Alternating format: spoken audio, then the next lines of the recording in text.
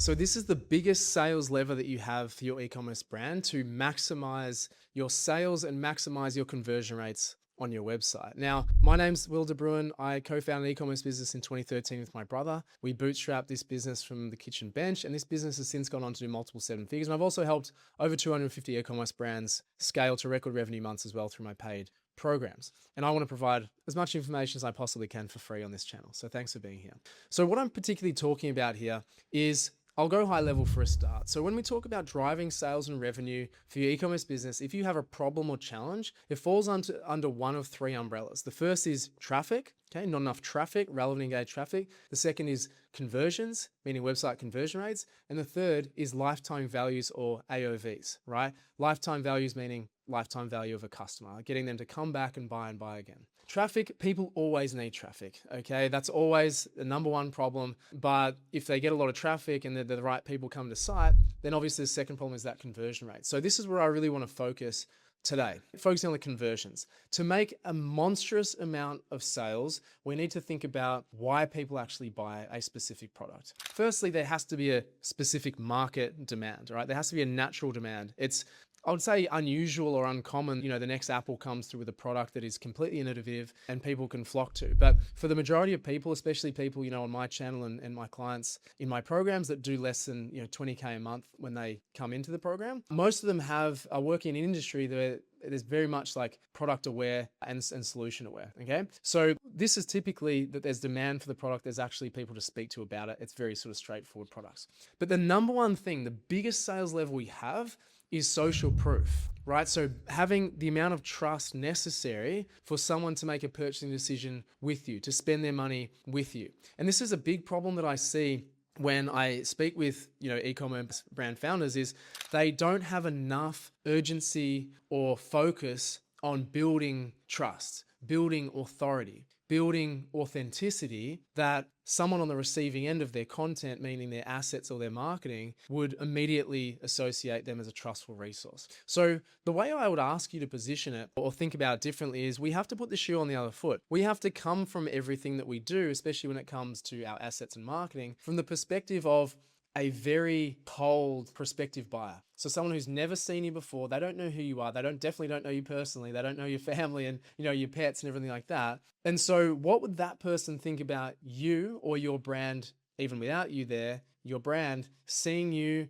and what they actually perceive of you straight out of the gates? You have to assume that they are the most highly skeptical, untrustworthy people. They've been scammed before, and you're just another, commodity in a very flooded market. That is the extreme, but we must treat things extreme to be able to mitigate that thought process for a potential customer in order to gain their trust and ultimately gain the amount of revenue that we're going to extract from them the first time, then over their lifetime as well, right? We must earn that right, because the chances are they have been scammed before, they know someone who's been scammed before, or they put their money somewhere that has got them nervous about spending another dollar online. And so if you can have this extreme thought process, it immediately shifts about the perspective and again, the urgency and effort around what do I need to do to improve things on my site, specifically marketing. Of course, everything's going to flow through that, but my site, right? If I looked at my site and there's one review, no reviews, 10 reviews,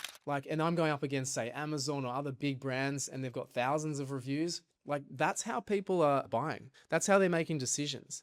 And it might not be necessarily a conscious checklist in people's mind when they're going through the purchaser journey, but it is at least a subconscious thought process where if they look at a site, they're on a product that they like, okay, they think it's cool, but then consciously or subconsciously, if there's no reviews there, if there's no social proof, if everything looks like it's AI generated, if it doesn't even look like a real store, if it looks like drop shipping and it's from China or whatever example you want to use, they're immediately gone, right? Any flag that goes up in their mind, a red flag, they're gone because they're not going to trust that you are able to deliver on what you're promising. And so this is where the emphasis on trust building through, reviews, obviously first and foremost, but then user generated type content, influencer content is really valuable too. If they can resonate or recognize someone using your product, that's like an immediate trust builder.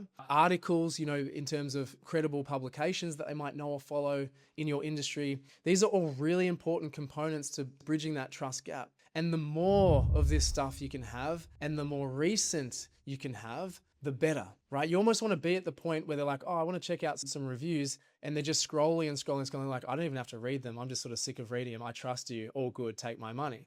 That's what happens. I've had that purchasing experience myself. I've had that purchasing experience when it comes to buying products online through e-commerce. That's what I do. That's my expertise. And also when it comes to, say, mentoring and coaching programs as well. Like someone just sends me a link to a client testimonials. I'm like, okay, yep, I believe you. I trust you, honestly, because they're real people, real faces, real experiences. And that's how people are thinking when they come to our sites to buy from us. It needs to be good enough. I'm not going to say perfect because nothing's ever perfect, but good enough that it says legitimate, trustworthy. Other people have bought from you before, a lot of other people, and they've had great experiences. This is, a fundamental human behavior, and why we're kind of pack animals, herd animals. Like no one wants to go into a bar or a shop that has no one in it. Do you know what I mean? So think about the same thing when it comes to your store. No one wants to be the sole person that's bought from you, even if they're not. The point is to show and demonstrate that you've been in business for X amount of time. Never obviously deceptive with anything that you do, but you need to pump up yourself and show credibility where it is valid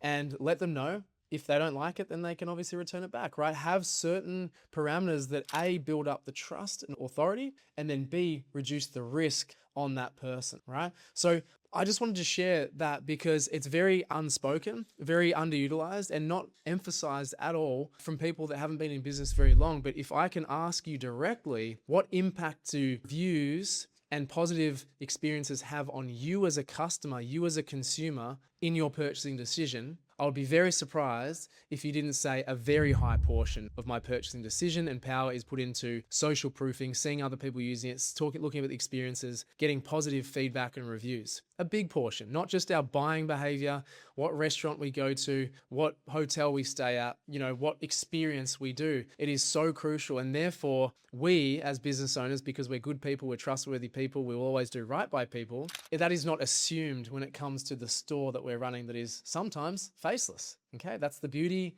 the blessing and the curse of online, right? We have the ability to reach everybody in the world, and yet we can't form a relationship with those people behind the screens. Okay, so I just wanted to emphasize that. Hopefully it's a reminder for you. Hopefully it just creates some urgency for you about the importance of social proofing and getting it in all of your assets, all of your marketing as quickly as possible, as frequently as possible, because volume and recency matters. This is going to dramatically increase your sales. If you go from 1 or 5 or 10 reviews in a very short period of time, you will increase your sales exponentially. I can promise you that. That's why this is the biggest sales lever, because it's the most underutilized. Okay. So again, hopefully this is a great reminder for you, a great little lesson for you. If it was valuable for you, I'd love a like, love a subscribe on the page. I'm providing value and insights like this all the time. If you want to know more about how we help e-commerce business, click on the link below. But other than that, thanks so much for being here, and I'll catch you in the next one.